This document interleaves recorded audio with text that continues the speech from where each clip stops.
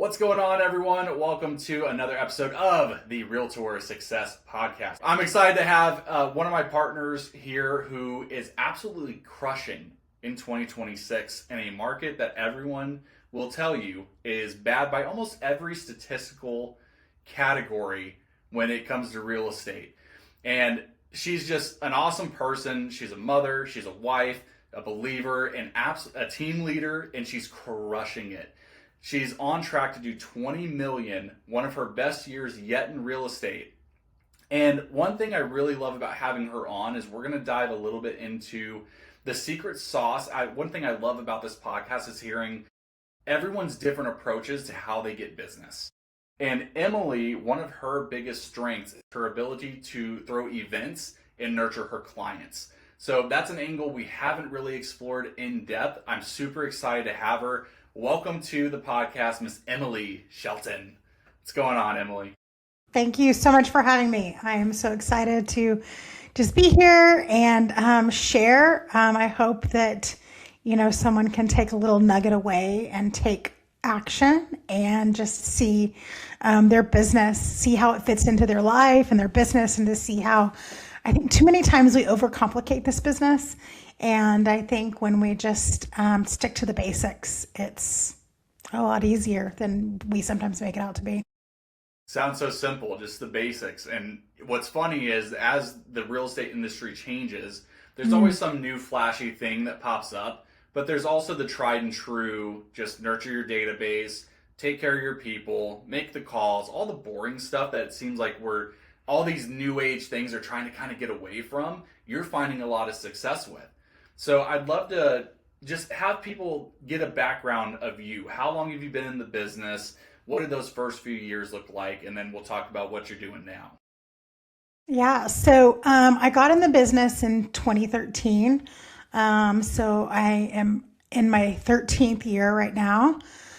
I joined a pretty large brick and mortar franchise-based brokerage, and luckily through that received some really great training, and we really just found a methodology that really resonated with me. I had been in sales previous to finding real estate in my 30s.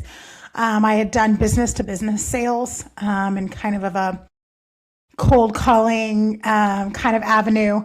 And what I found through that business that made me successful was really tapping into relationships and building relationships with people, whether it was the person at the front desk or the CEO of the company, just really valuing those individuals and their contribution to the business that they were representing, and taking an interest in getting to know them and how they operated. And so those skills really translated into real estate.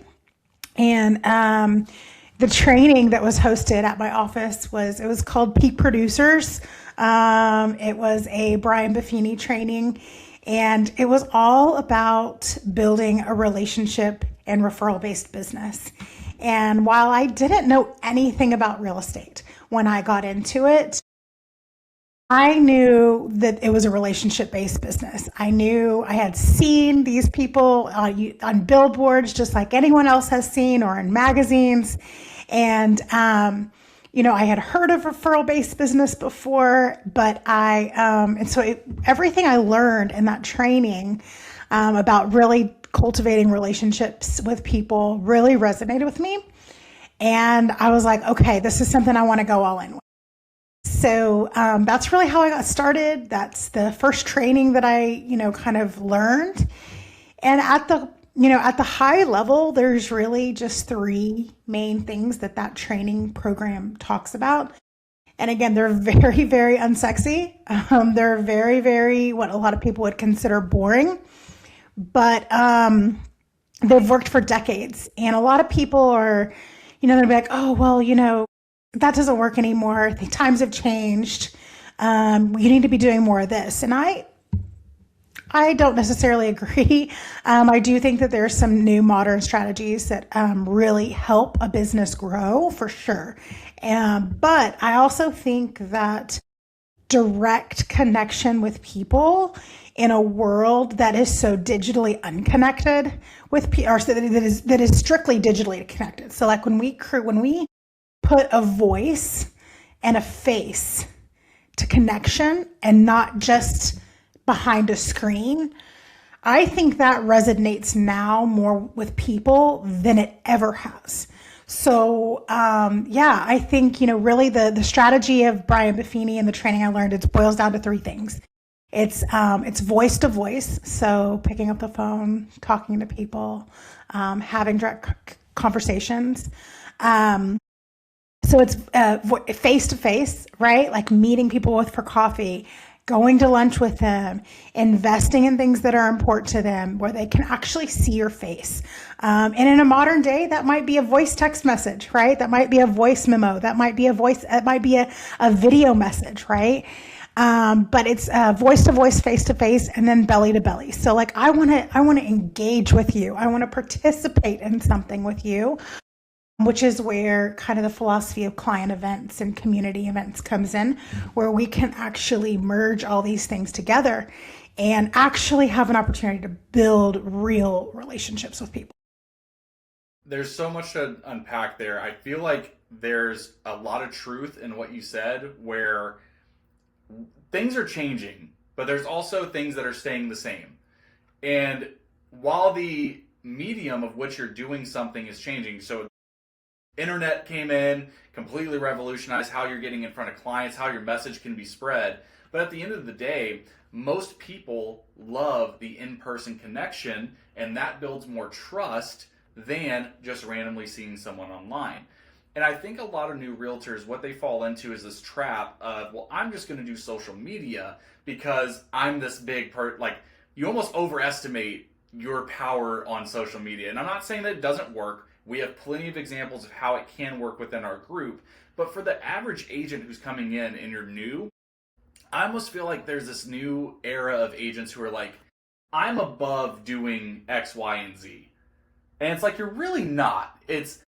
You're coming into a sales business, and sales is built on trust. So really, you need to be open to all the things that build trust the quickest.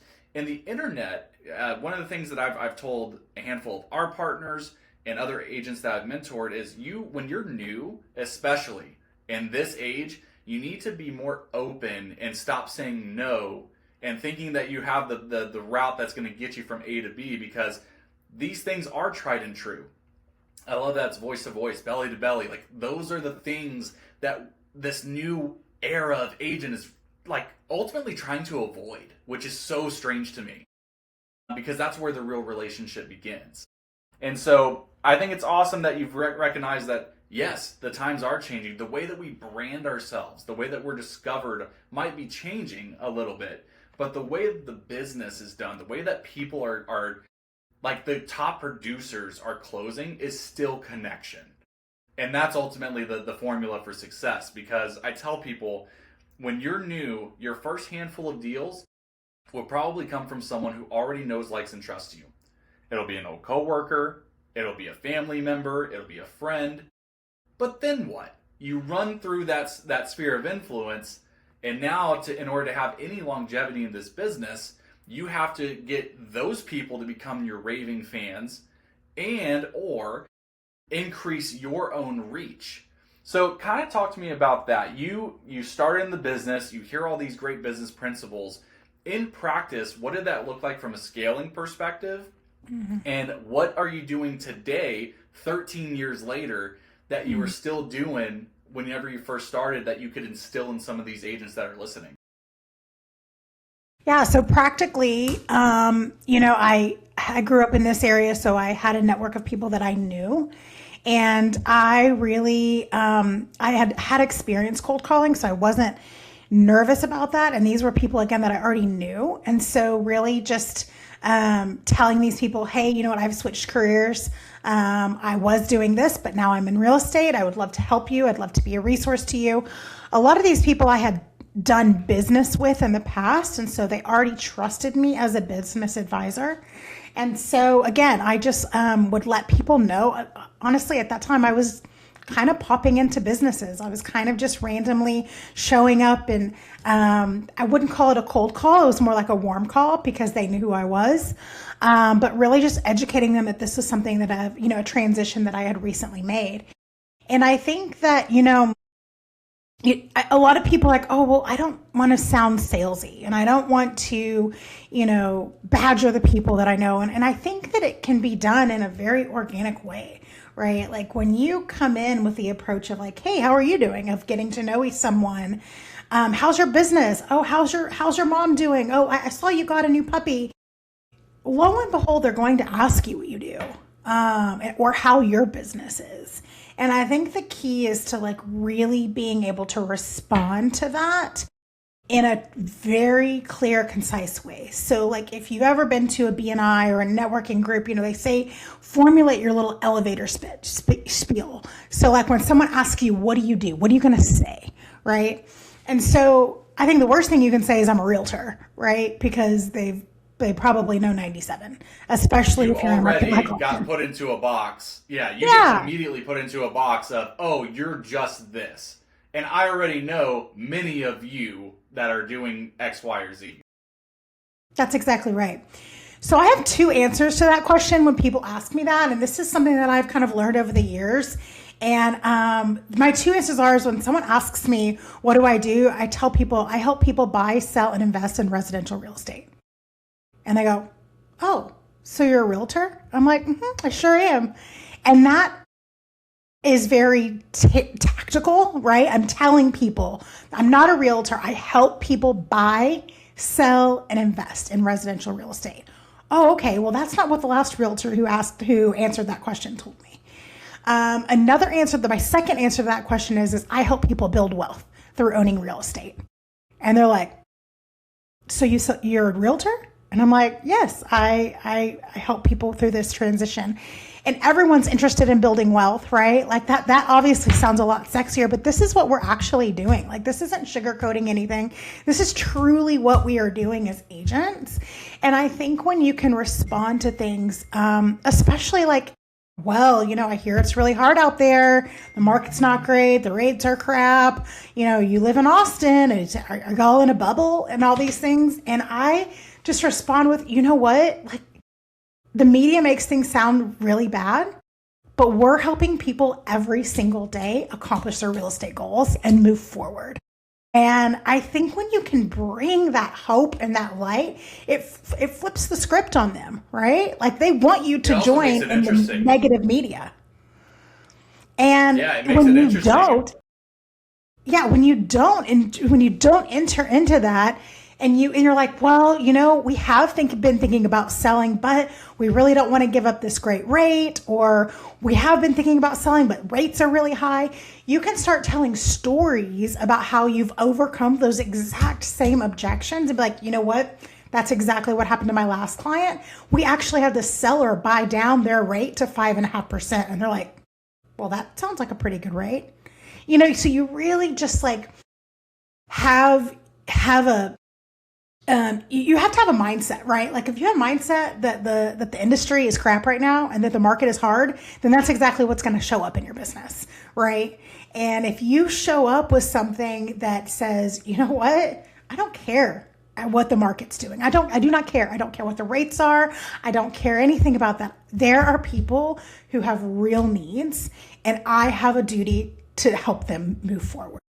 And so, again, you're back to your question. You said, how did you do that in the beginning?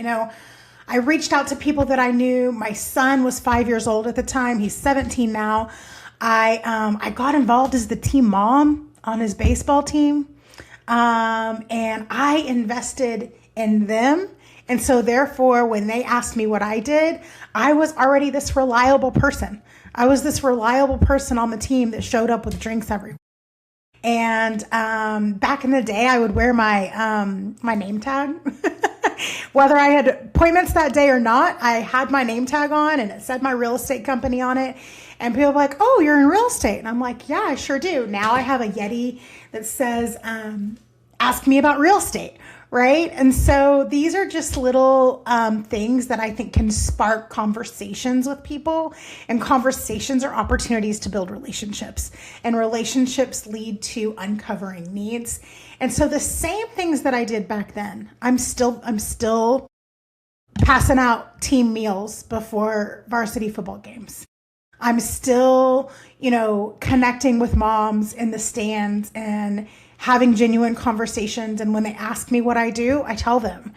And I think that we overthink it. And I think just to be prepared with what you do, be confident in who you are and the service that you provide, whether you've sold 0 houses or you've sold 200, right? You've sold more than they have, unless they're a realtor. So Yeah. you got something going for you. And There's a lot of... Sorry, go ahead. No, I just think that, the same practices I use then, I use now, right? I want to be involved in my community. I want to be involved in my church. I want to be involved in the spheres that I am in, that my life has me in. These are natural spheres. These aren't places I'm going to that aren't natural to me, right? Like this is where my life is happening. And so I've just chose to bring my business into my life. And people now know me and respect me and look to me as this trusted advisor because I've continued to show up in those spaces. And when people have a question, I answer them. Hey, you know what? I was thinking about painting my house. I've seen that, dark gray looks great with red brick. What do you think about that? Or, hey, we're thinking about painting their interior. What's a good color white to use, right? Like, just people are going through these things in their lives, or we're thinking about, doing something to our landscaping. Like, just have these conversations with people, and naturally over time, they start seeing you as a valuable resource and therefore using you when there's an opportunity. There's like 4 incredible nuggets in there. I'm going to try to remember all 4. I think the main one of the most recent ones is, one, when you're answering these questions, there's no expectation in return, right? There's a service aspect of answering these questions without expecting an immediate, oh, you're suddenly my go-to realtor, like we're looking to buy right now. Time in this business is so important. I think too many people come into this and expect that they do one open house suddenly that like they're supposed to have a lead. Like this stuff, it all works. It just takes time. Secondly, was you mentioned community. You plugged in. So I had Reza on the last podcast. He's Iranian, and he was talking about a lot of people identify a specific neighborhood, an interest in something. Like, these are all micro communities. The school that you attend, the fact that you're a sports mom, like those are all little communities that the people listening, like, don't overcomplicate it. You belong to a bunch of different pools of communities that you can immediately start tapping into, but we're sitting here overcomplicating it, going, what's going to be my shortest, how do I get from point A to point B the quickest? Just do. Like, essentially, do is what it is. Plug into your community, identify the things you're interested in, join them, and put the time in. Like, I guarantee when you first joined you became like the team mom, I guarantee you didn't show up to one practice, bring in the concessions, and all of a sudden everyone wanted to work with you. That didn't happen. Right. It's the time in, and over time you build that credibility and trust, and that's where good things start to happen. Another thing that you mentioned before we move on is you talked about like working your sphere as a newer agent. I think we often kind of get in our heads of like, I'm really dreading this awkward phone call because I know in my head I'm calling because I'm trying to get X result out of it.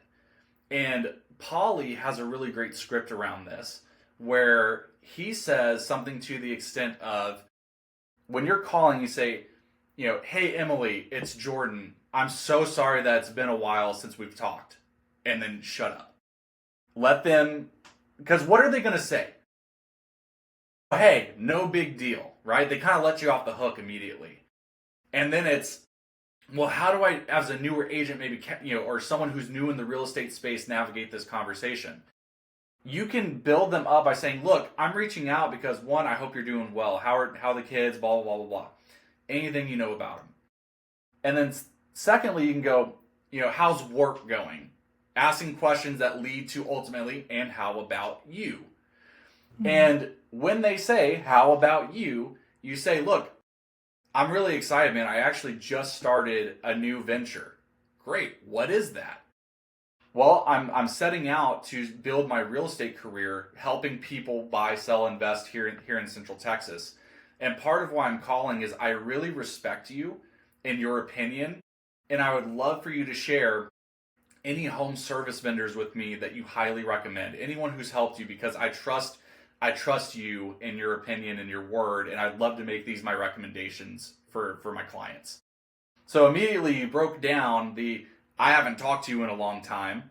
You asked them about their family that led to what's going on in your life, to then reveal this big change for you that you're excited about, that you're bringing them into the fold on. Mm-hmm. Man, I value your opinion so much that I'm actually taking your recommendation, and anyone that you've worked with that you absolutely love, I want to make my recommendation to. You just let them know that you started your business, you respect them, and that's seed planting. And then kind of what you do with it from there can make the difference between you just getting this recommendation and then becoming their go-to agent. Lots and lots of wisdom in that. I love it. You mentioned Buffini. Tell me a little. I know since I've known you, you've been a big Buffini lady. So tell me a little bit about that. What from his system sticks out to you? How is that playing into what you do today? Sure. So everything in his system is really 3 activities. Calls, right? Like voice calls, right? Not mass text messages, but actually picking up the phone and having the conversation that you just outlined.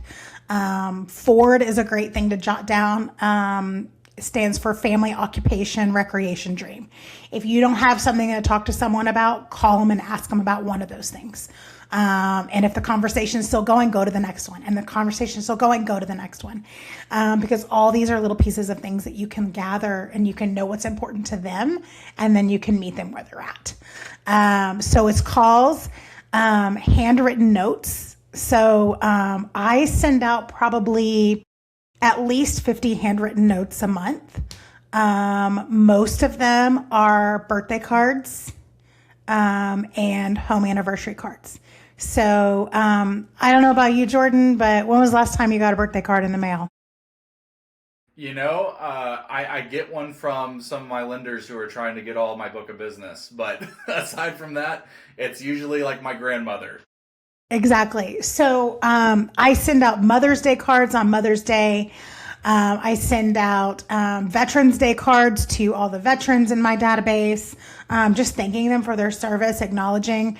I send out birthday cards. People are like, well, how do you get all your people's birthdays?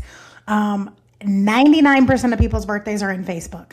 So that is a great place to start. Print out your database and spend a day, and you will find, I would say, over 90% of your people's birthdays you will have access to. And if not, call and ask them. I am building my database. I'd love to know when your birthday is so I can celebrate you. And then home anniversary cards. So calls, notes, and then pop buys. So, just visiting clients on a somewhat regular basis. I do these about 4 times a year. I've ebbed and flowed on these, right? Like some years I've done one really big pop buy once a year. Other years I've done them every single month. I've committed to doing 20 every single month. And then now I'm in a season where I'm doing them about 3 to 4 times a year.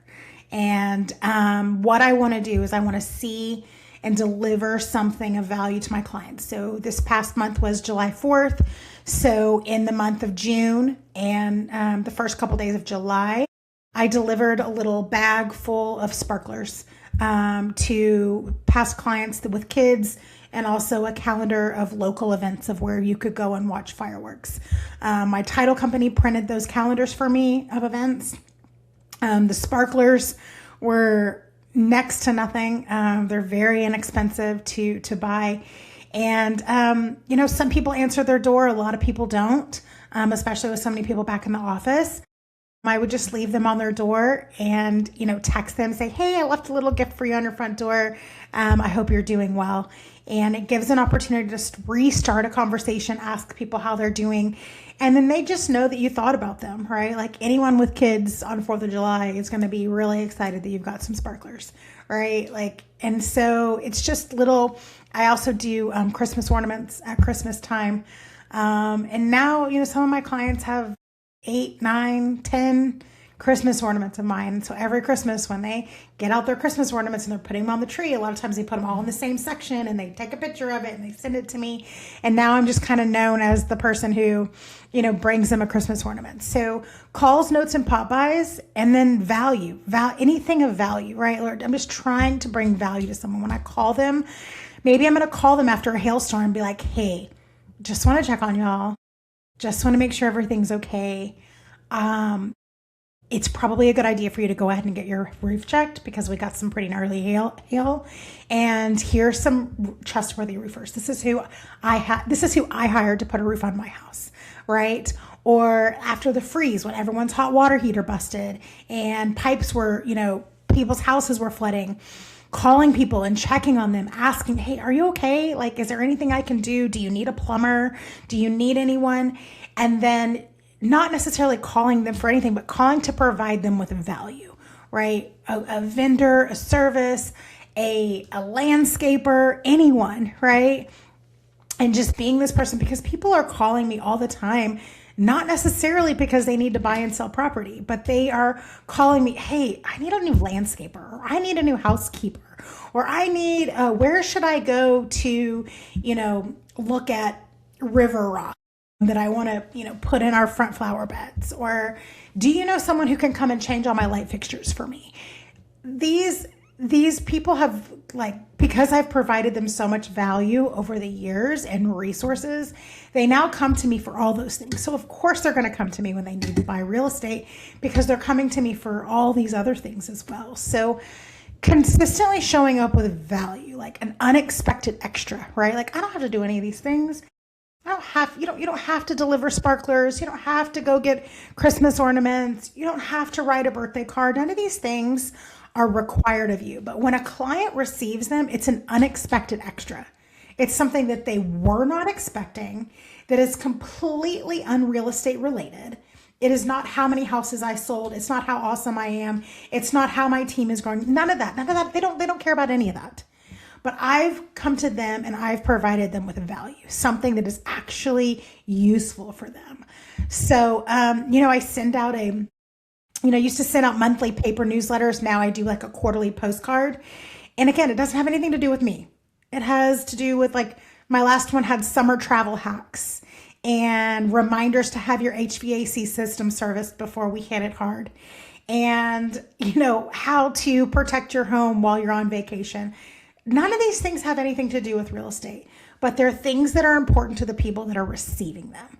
And I think that is where that's going to go so much further for people when you show up with things that are important to them.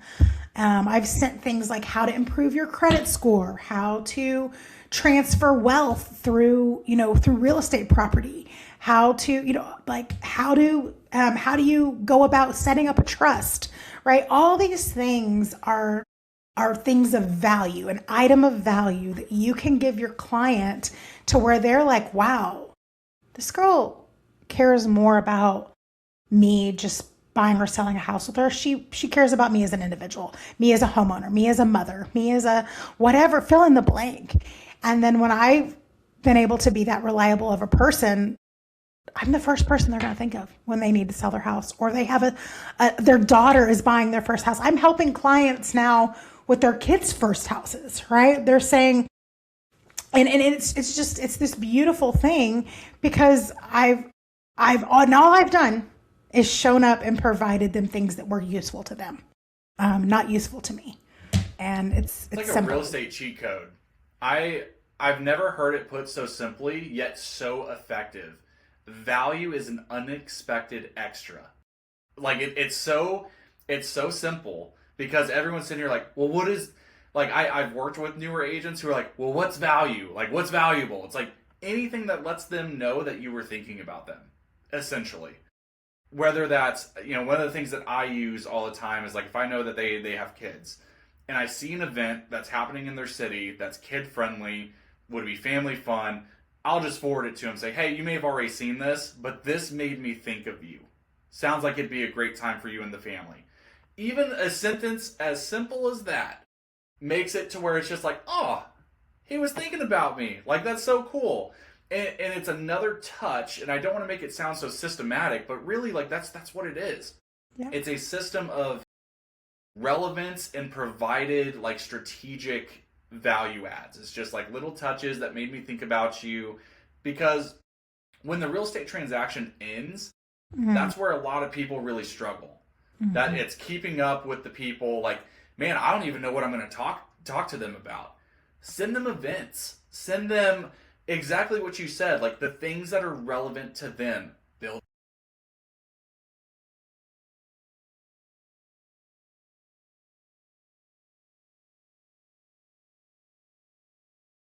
Yeah. It is very simple. You're the queen of this. Like, I watched you at our 2026 business planning training that we did for our group, and I was so blown away at how simple, but it's so effective. And you actually printed out a calendar that said, here's all the holidays from every month and some of the extra stuff that I do to plan for my client nurturing events, whether it's pop buys, whether it's an in-person event. You mentioned that you do like pictures with Santa for kids. Like, you spend a few $100s on that, and it makes a lasting impact because they're getting a photo, and every time they look at that photo, they go, man, I remember when Emily did that for us. That's so cool.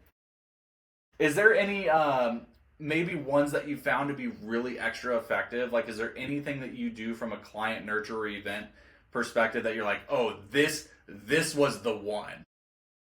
I don't think there is, to be honest with you. I think when you said it's like layering, that's something that Brian Buffini talks a lot about, right? Like, some people, a handwritten card's going to resonate with them. Some people, a newsletter's going to resonate with them. Some people, a gift that I drop on their front porch is going to resonate with them. And when I just constantly layer these things naturally, and again, I'm not making 5 touches per month to every person in my database. I've got a very systematic approach to, okay, these are the people I want to call this quarter. These are the people I want to try to see face to face this quarter. And these are the people I want to invite to events, right? And so it's not every single month, right? Like, it's very, very, you can throw all this into AI, right? Like, I did all this manually years ago and broke my whole database into quadrants and who's going to get what when. But all this can be done even in AI these days. Again, how you use technology to continue to like show up for people. But I think it's just constantly layering.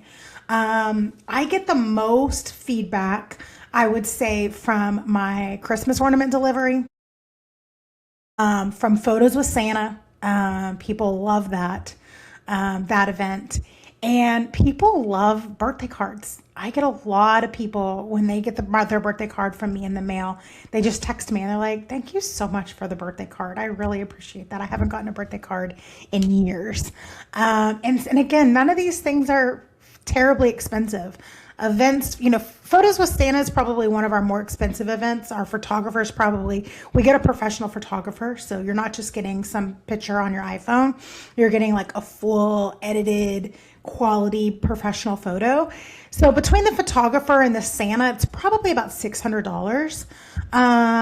But it's the reward is huge, right? Like and that's something that I'm not just, these are opportunities where you can invite obviously the people in your database, but this is a great opportunity for me to invite people on my street, for me to invite the kids in my son's class, for me to invite new people to try to build new relationships to bring them into the database. Because if you're not constantly bringing people in, people are going to fall out naturally, right? Like, someone's wife is going to get licensed in real estate and they're not going to use you anymore. That's right. Someone's going to sell their house and move to Tennessee and they're not going to need you anymore. Someone has moved to a retirement home and you've sold their house and they ain't going to be buying any more houses, right? And so your database just, goes through a cycle, and there's going to be constantly people coming out of it, even if you do an amazing job, right?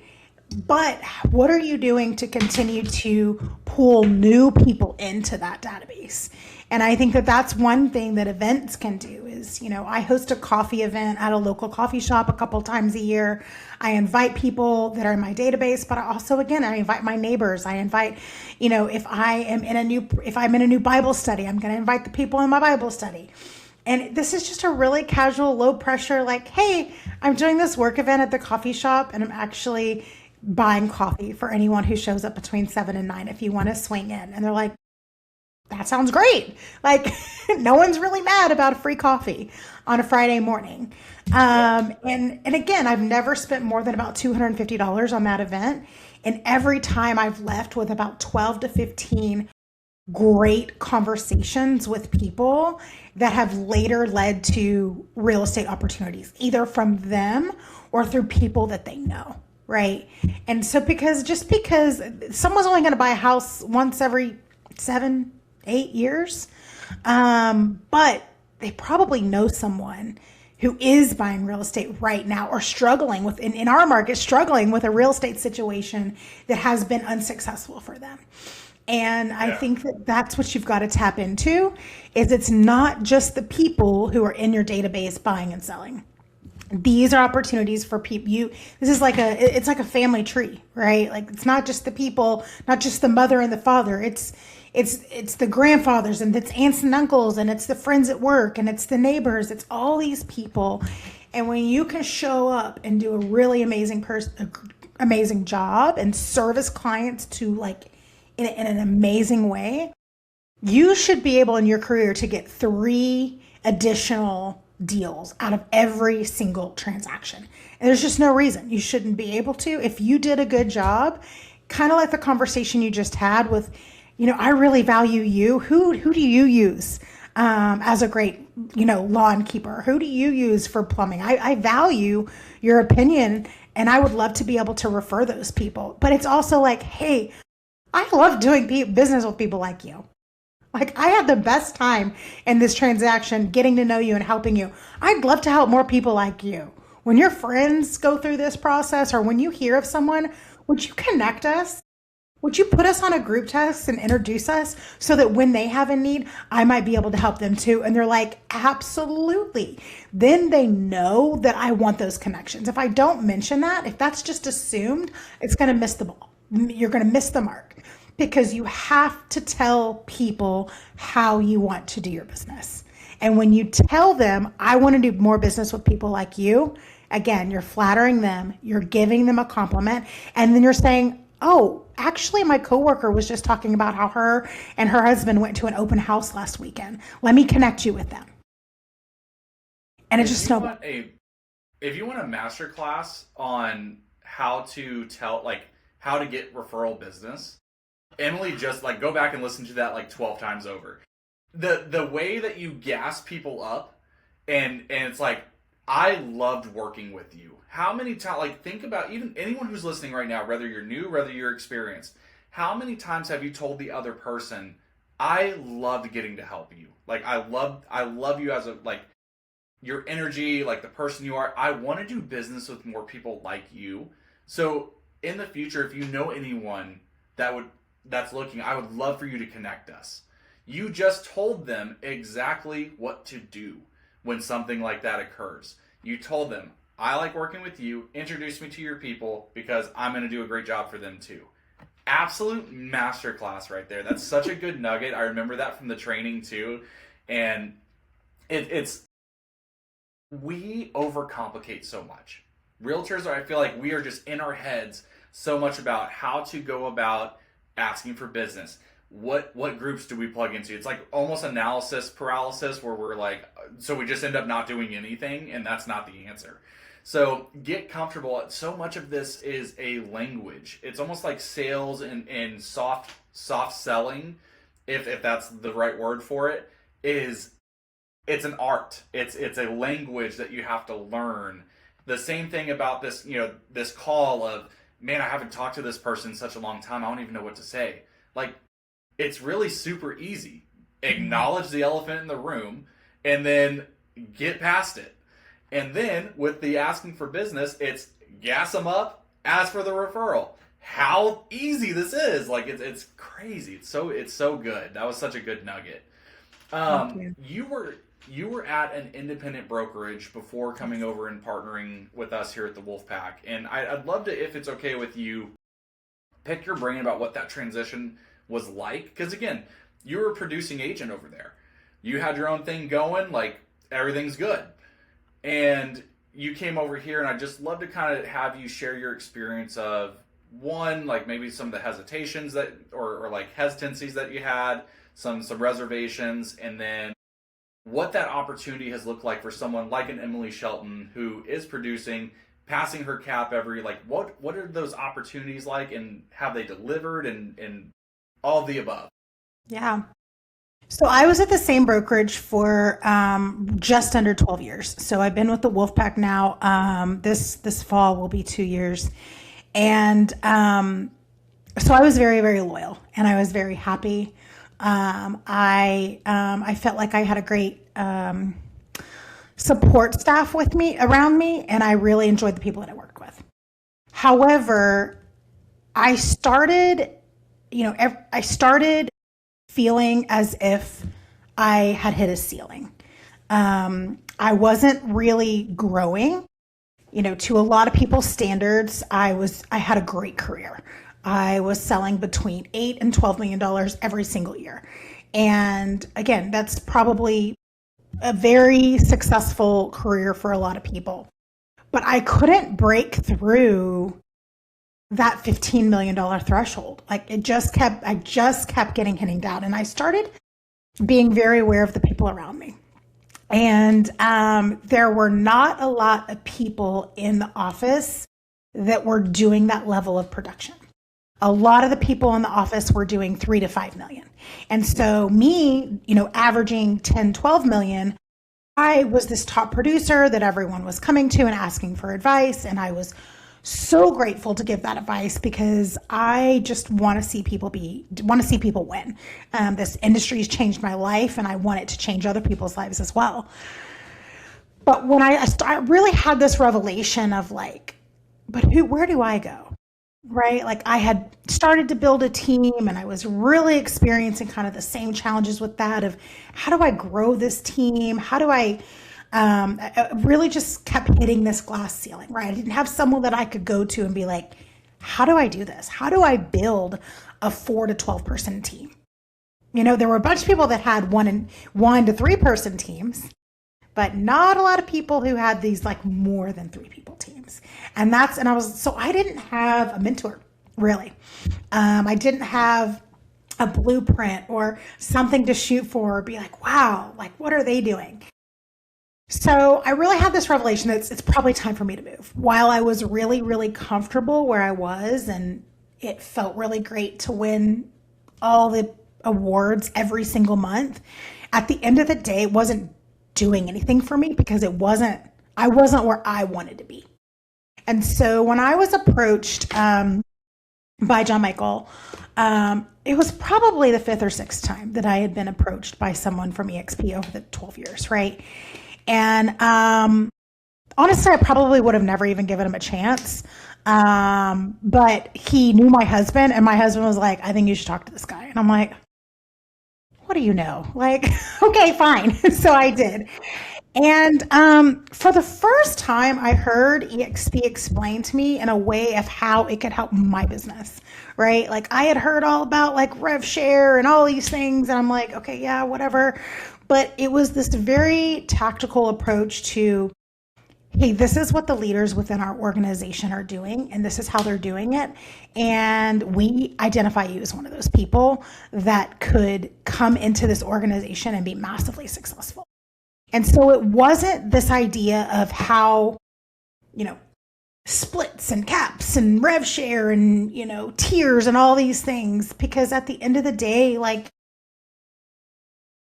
a lot of brokerages offer the same things, right? But it was really the investment and the actually showing me what people were doing. So Sue and Kim came and had coffee with me.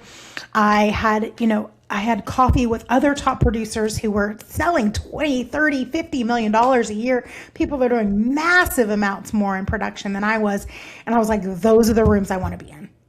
That's the circle I need to be in, because I was a big fish in a small pond, and that was really good for my ego, and that was really, really great for making me feel good about myself. But I needed to be a small fish in a big pond, right? I wanted these sharks around me, and I wanted to figure out how to get to their level.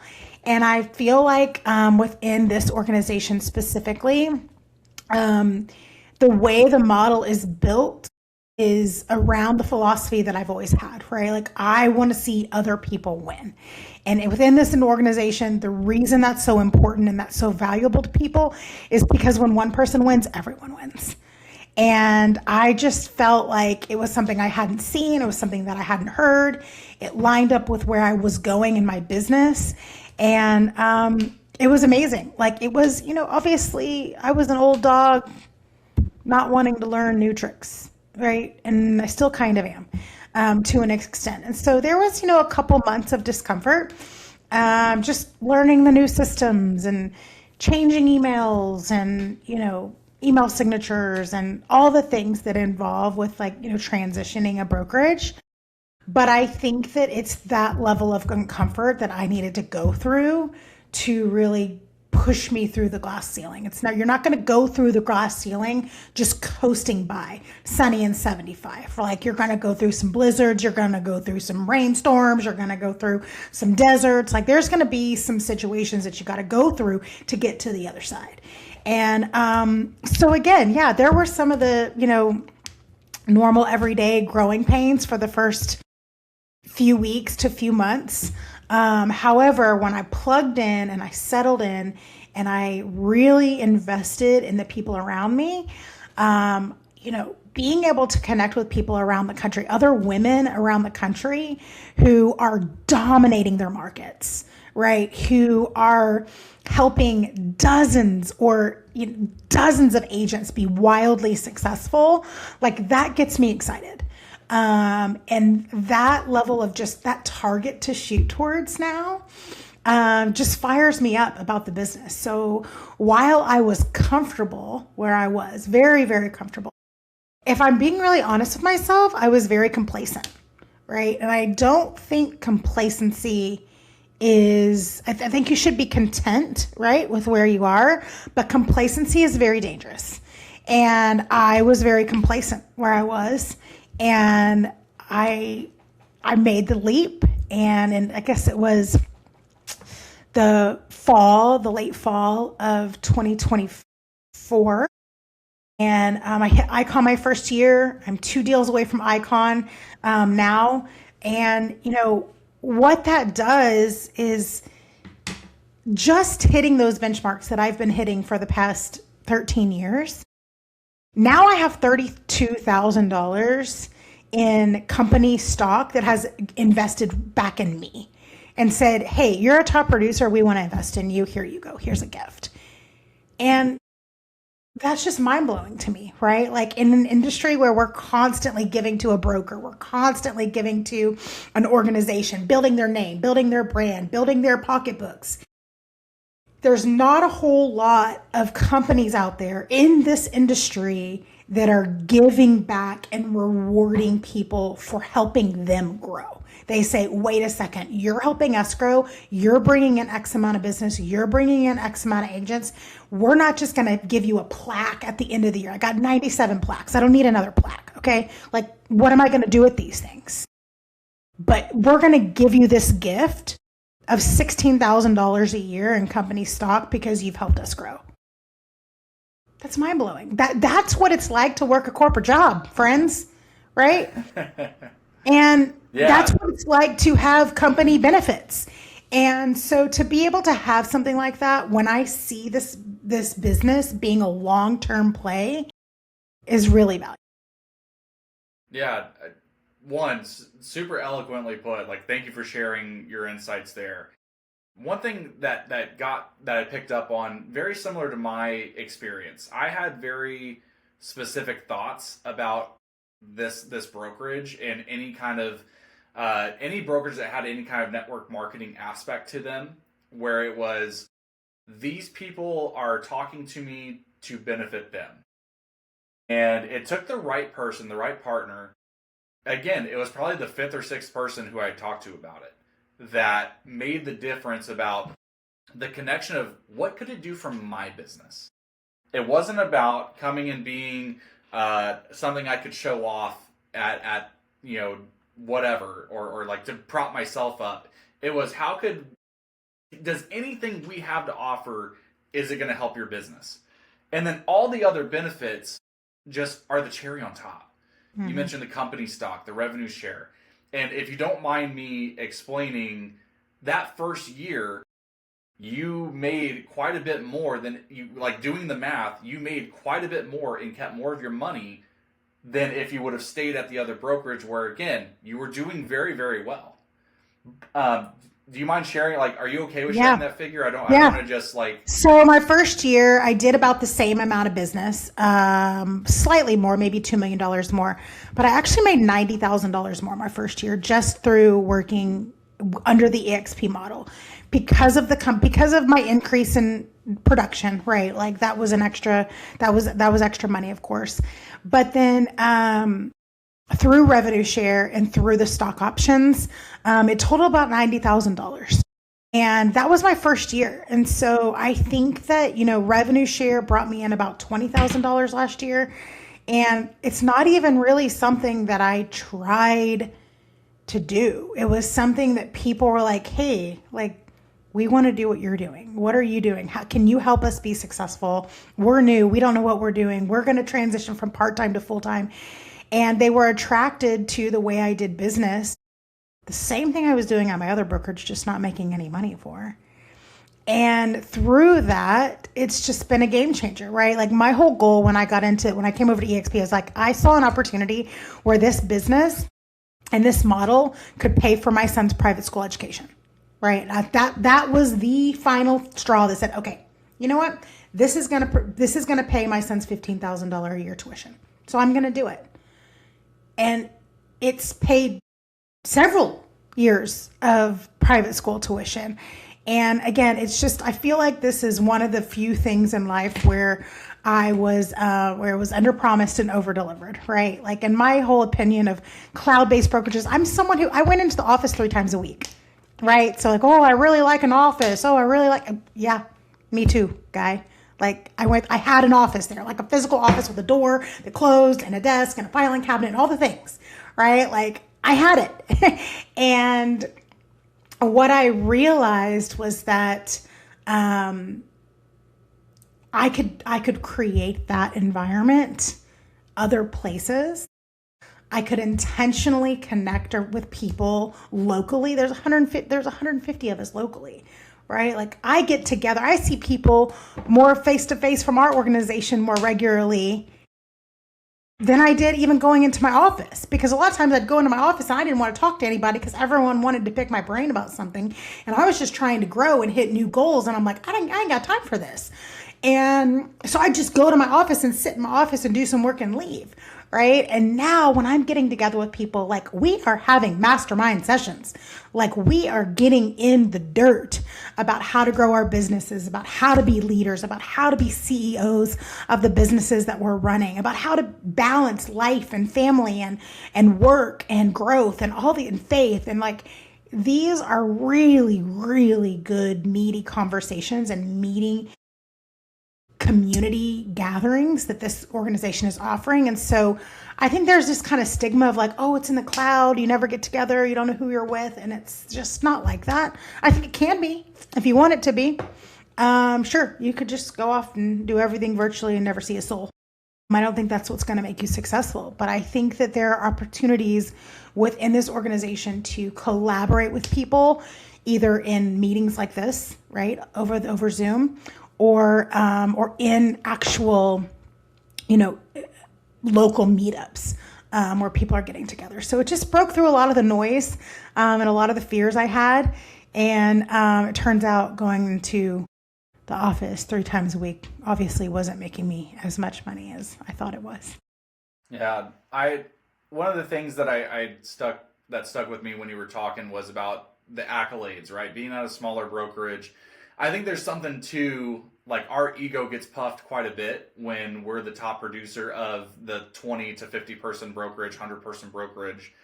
And while accolades and recognition are nice, I love that you said it wasn't really doing anything for me. Like, I've got 97 plaques. What does it all mean? Like, whatever. It is what it is. If you want to really build something, this platform is appealing. And I'm not trying to say this as like as a puff piece for our org or anything like that, or our brokerage. I just think that it's undeniable.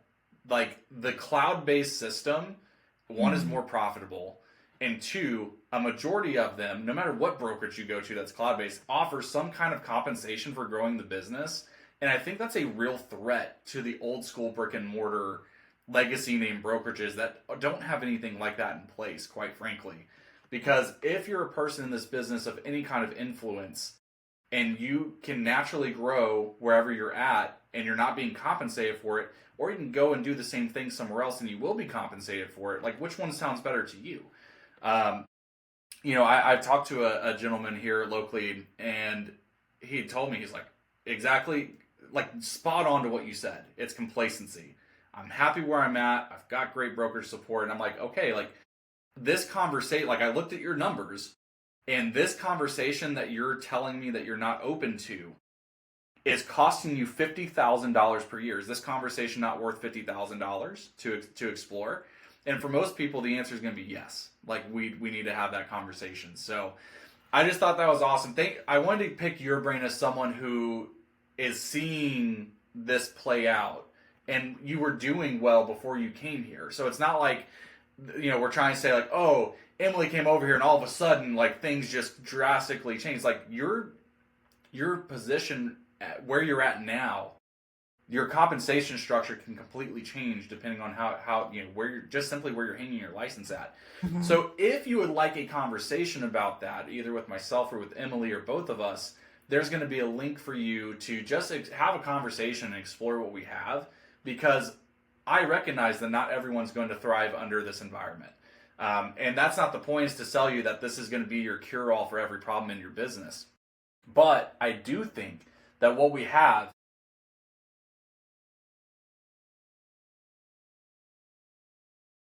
I do think that there is an unmatched value stack that we offer here that's worth your time and consideration.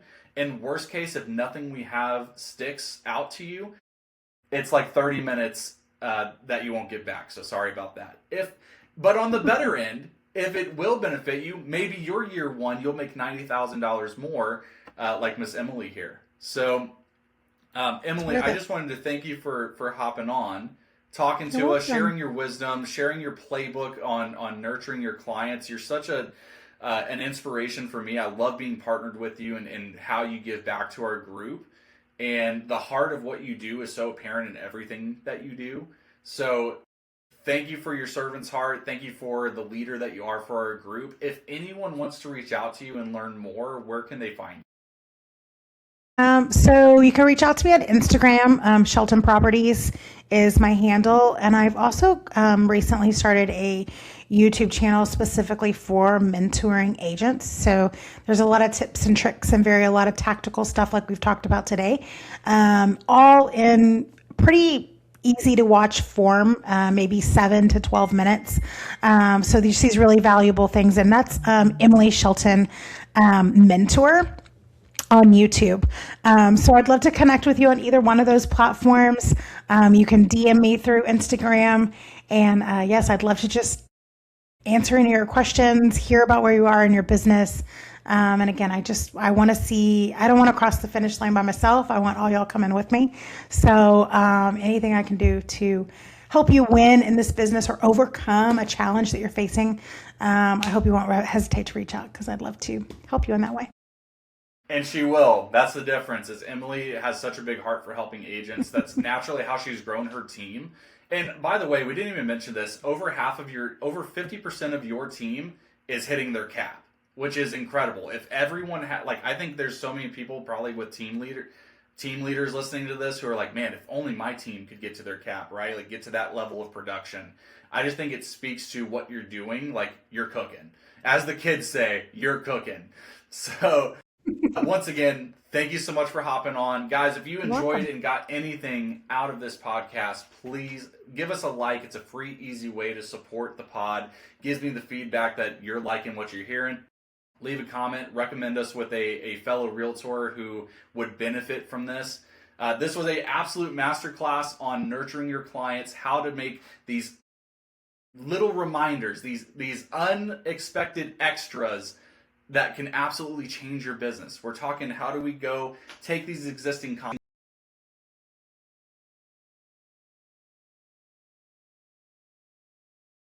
Thank you guys so very much for listening. I will catch you in the next episode.